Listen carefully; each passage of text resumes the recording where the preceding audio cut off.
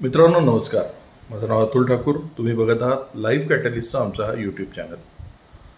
मित्रांनो, मागच्या 2 व्हिडिओजमध्ये आपण हे पाहिलं की एक व्यावसायिक म्हणजे 3 गोष्टींचं कॉम्बिनेशन आहे. एक टेक्निकल पर्सन किंवा कर्मचारी, मॅनेजर आणि उद्योजक.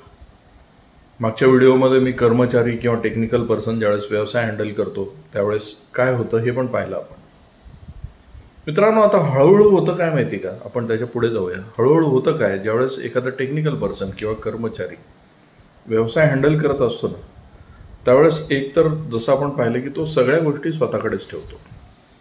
मग हळूहळू त्याच्या मेहनतीने व्यवसाय जरूर वाढतो. तुम्ही प्रत्येकजण जो व्यवसाय करत असाल किंवा तुम्ही आत्तापर्यंत तुमच्या अनुभवातून पाहिला असेल तर पहिले 2 ते 3 वर्ष तुमचा व्यवसाय मस्त वाढला असेल.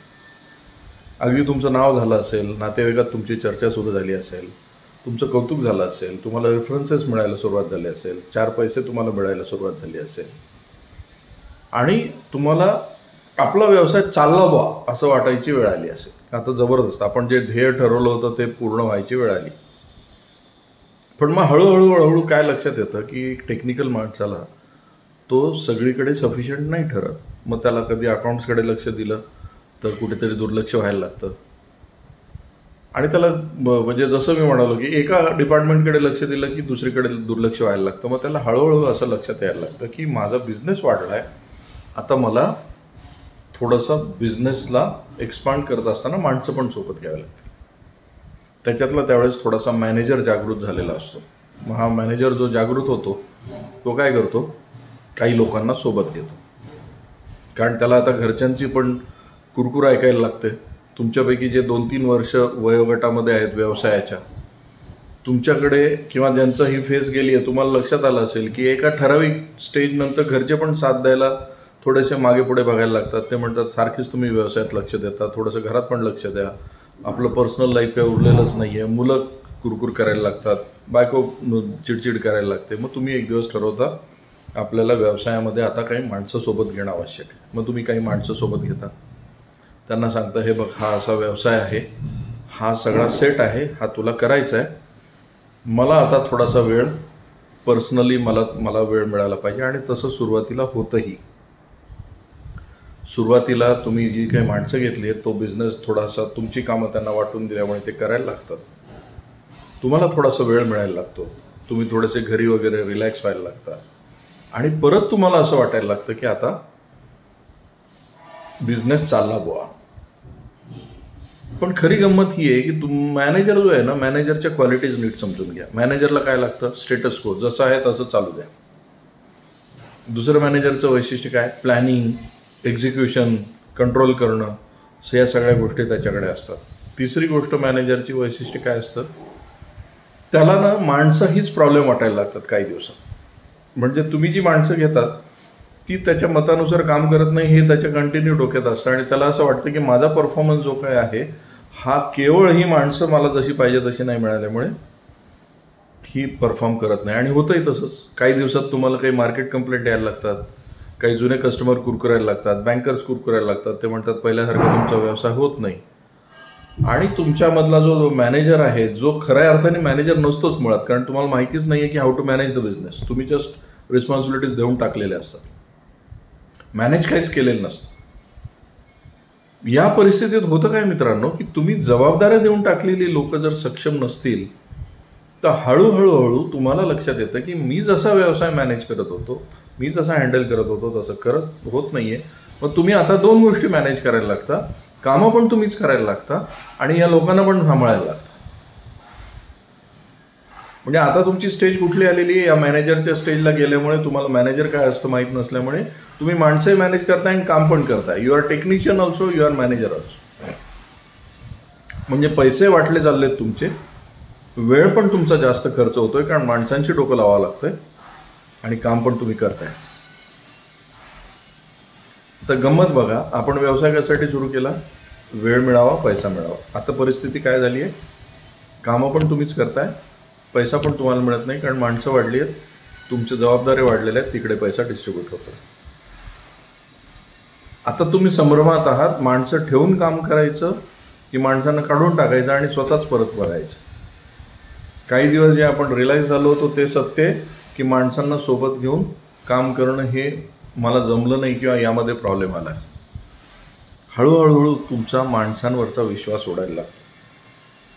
तुम्हाला असं वाटतं की माणसं सोबत घेऊन काही उपयोग नाही आहे. जो क्षणिक मॅनेजर झालेला असतो, जो काही काळ, ज्याला लक्षात येतं की रियालिटीमध्ये काही नाही आहे, बिझनेस मॅनेज होत नाही, पण बिझनेसला मॅनेजर आवश्यक असतो मित्रांनो. तो तुम्ही होऊ शकला नाही, हा भाग वेगळा. पण त्यातून होतं काय, तुम्ही परत टेक्निकल होऊन बसता, परत तुम्ही स्वतःच कामं करायला लागता. तर गंमत बघा, मॅनेजरचा रोल काय एका बिझनेसमध्ये, तर तुमची टीम जेव्हा हळूहळू ग्रो व्हायला लागते, एक्सपांड व्हायला लागते, त्यावेळेस याला मॅनेज करणारा, या सगळ्या सिस्टीम्स मॅनेज करणारा कोणीतरी एक व्यक्ती तिथे लागतो, जो तुम्ही नाही आहात. तुम्हाला क्षणभरासाठी मॅनेजर व्हायचं आहे, तुम्हीच मॅनेज करण्याच्या भानगडीत पडाल तर मी जसं सांगितलं त्या सिक्वेन्समधून जाल. तुम्हाला नेमकं सकाळी उठून बसल्यानंतर आणि तुमच्या व्यवसायात गेल्यानंतर लक्षातच येणार नाही मी जाऊन तिथे काम करायचं आहे की लोक मॅनेज करायचे आहेत, प्लॅनिंग करायचं आहे, फ्युचर प्लॅन करायचं, मीटिंग्स घ्यायच्या आहेत, की मला माझं काम करायचं आहे. मी कित्येक माझ्या पार्टिसिपंट्सचा एक ड्रॉबॅक पाहतो, ते अर्धा दिवस मीटिंग्स घेत बसतात, त्यांचा मॅनेजर जागृत झालेला असतो. अर्धा दिवस मीटिंग घेतात, मीटिंगचं आउटकम काय असतं, नथिंग. कशामुळे काम नाही झालं एवढंच चर्चा झालेली असते. चर्चा कशासाठी झाली, का झाली, काहीही त्यातून आउटकम निघालेलं नसतं. मीटिंग्स भरपूर झालेले असतात. You feel like you have worked. तुमच्या ऑर्गनायझेशनला काहीच फायदा होत नाही. म्हणजे तुम्ही जो मॅनेजर झालेला आहात, जो तुम्हाला तुमच्यामध्ये एक मॅनेजर जागृत झालाय, त्याला माहित नाही काम कसं करायचं, तो त्याला सुचेल तसं काम करायला. तो प्लॅन बनवला तर सगळे प्लॅन बनवत बसतो, जे एक्झिक्यूट कोणीच करत नाही. नियम वगैरे सगळे लिहून काढतो आणि ते कोणीच त्याला फॉलो करत नाही, स्वतःही फॉलो करत नाही.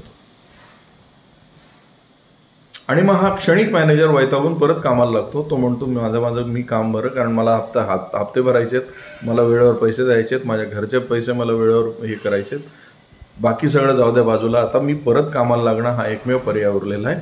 थोडा वेळ झालेला मॅनेजर परत goes back to technical person. म्हणजे तुमची टीम जी तुमच्या मेहनतीने तुम्ही घेतली आहे त्याला तुम्ही परत युजलेस बनवून ठेवता. तुमच्याकडे माणसं जरी जमा झाली असली तरीही सिस्टीम्स न लागल्यामुळे, मॅनेजमेंट सिस्टीम्स नसल्यामुळे, जॉब डिस्क्रिप्शन्स नसल्यामुळे, की रिस्पॉन्सिबिलिटी इंडिकेटर्स तुम्ही ठरवले नसल्यामुळे, सगळ्या गोष्टी ह्या परत एक टेक्निकल माणूस जसा हेवायर करून ठेवतो तसं होतं. मी अशा सिच्युएशनला म्हणतो की एखादा वर्ग ज्यावेळेस त्या वर्गावरचा शिक्षक आलेला नसतो, ज्यावेळेस मुलं जशी स्वतःच्या मनाला येईल तशा ॲक्टिव्हिटी करत असतात, काही जण डबा खातात ओढून, काही जण एकमेकात मारामारी करायला लागतात, चित्र काढतात, गोंधळ घालायला लागतात, वर्गात नुसता दंगा चाललेला असतो. बिझनेस हे असे करतात बरेचसे जण.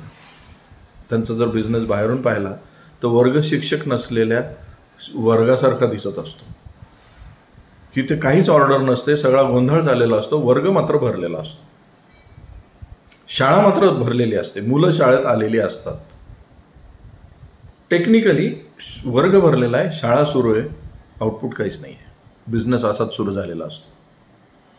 तर तुमच्यातला मॅनेजर जो क्षणभर जागृत झाला आहे पण जो मॅनेजर नाही, ती स्टेज या केऑटिक वेला येऊन बसते.